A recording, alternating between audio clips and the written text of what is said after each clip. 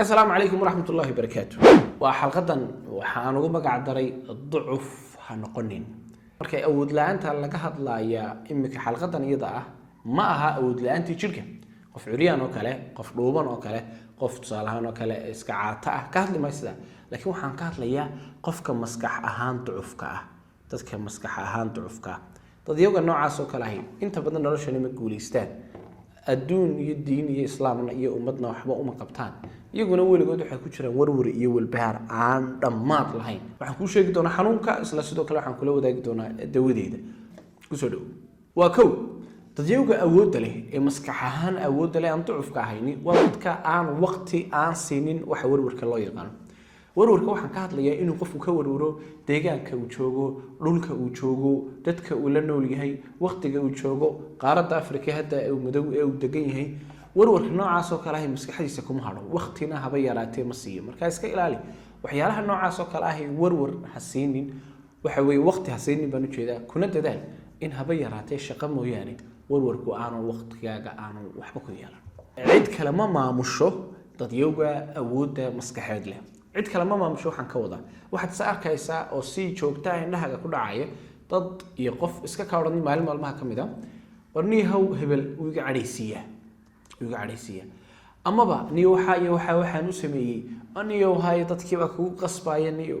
amaba niyo waxaan u sameeyay warniyo hebel aan oo dhageysanayo arrinkiisa iyo ixtiraamayo hadalkiisa ay sidaa u sameeyay ogow cidii noloshaada ay kula maamulin adigu waxa aad doontid samee mar walba hagahaaga ha noqdo waxa diinta islaamka iyo islaamnimada wanaag iyo dhaqanka suuban ilaali laakiin qofina yaanu kugu qasbin waxa aan doonin qofina yaanu kugu qasbin oo yaanu ku maamulan hada noqoto qof la maamusho ducuf loo waayay ayaa tahay iyagu waxa ku habsaamin waxyaalaha aan gacantaada iyo awooddaada aan ku jirin inaad tahay qof Soomaaliya qabiilka reerka ka dhalatayna tahay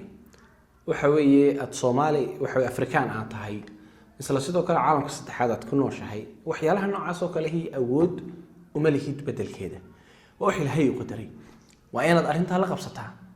ha ku habsaamin ee waxa aad ku habsaanta xoogaaga awooddaada aad gelisaa wixii aad wax ka bedeli karto dhaqankaaga aqoontaada iimaankaaga diin wanaagaaga shaqaysigaaga iyo xoogsigaaga waxyaalaha noocaas waxbaad ka bedeli kartaa kuwa xoog saar oo iska ilaali inaad xoog aad saarto waxyaalaha aad waxba ka qabanin dadyoga ducufka ah inta badan waxa ay ka cabsadaan khatarta بمعنى وحو كعبسني هدي وشغا وكتغايو شغا كلا وتغايو تجيست halkan uu ka tagayo كعبسني hadii uu rabo inuu reeriyaga uu sameeyo qoys fiican uu ka cabsanaya hadii uu isiraahdo ganacsi hawl cusub oo waxa weey business abuur uu ka cabsanaya inuu ku fashilo dadiyuga awooda maskaxeed lahi kuma dhaqmaan cabsida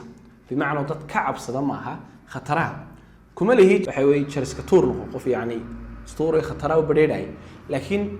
waxyaalaha cusub waxyaalaha khatartooda aan si badnayn isbedelka si guud ahaan kama cabsadaanay hore ay ugu dhaqaajeen marka iska ilaali astaanta ducufka ay kamid tahay inaad noqoto qof ka cabsanaya isbedelka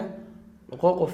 laabtiisa u sii deynaya wax kasto isbedela oo wanaagsan dadyoga awoodda daran ee ducufka ahi waxa ay faqfaqaan u tagay wallahi bariga yaraba sidaas igu dhacday noloshayda oo dhan ilaa barigaaba way xumay Allahumma salli ala Muhammad niyahow برجي أن يرابان إسكول في عن الله يقول طرينه سيدا سن هذا ساقط كانوا أهي نيو والله برجي في عنابان أباه إيه يدي أنا يقول تربية ذينين صلاة إيمان كي وحوي إسلام نبى صحة سيدا سن ما أنت نقف حنا هاي إيمان كي إسلام نبى ذي يخرب بنتي نروح كهل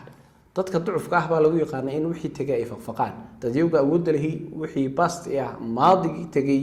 وحوي واي إلابان بيتش عصبنا واي فرتان dadyoga ducufka ah waxa lagu yaqaan astaan iyo dhaqan iyo calaamad u ah inay ku noqdaan the same mistakes khaladaadkoodii hore ee hore u sameeyay bay ku celceliyaan halku maanta uu ku jabay uu shalay toolo ku jabay uu daraado ku jabay uu tikasi horeysay ku jabay ayuu maantana u taagan yahay birina uu taagnaan doona saadabana uu taagnaan doona 10 sano kadibna uu taagnaanay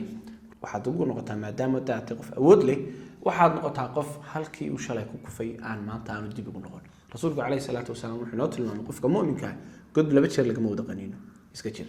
dadka ducufka waxa astaaniya dhaqan u ah inay isu dhiibaan guul daradooda hore ninba wuxuu reer buu gursanayay gabadh ama reer cusub uu sameeyay dabadeedna reerkii hore ayuu ku fashilmiyay dib u dambeysay go'aan buu ku gaaray inaan guursanba isagoo mar walba odhanaya kii horeba haddaan ku fashilmay mid kale waxa weeye gu samayn maayo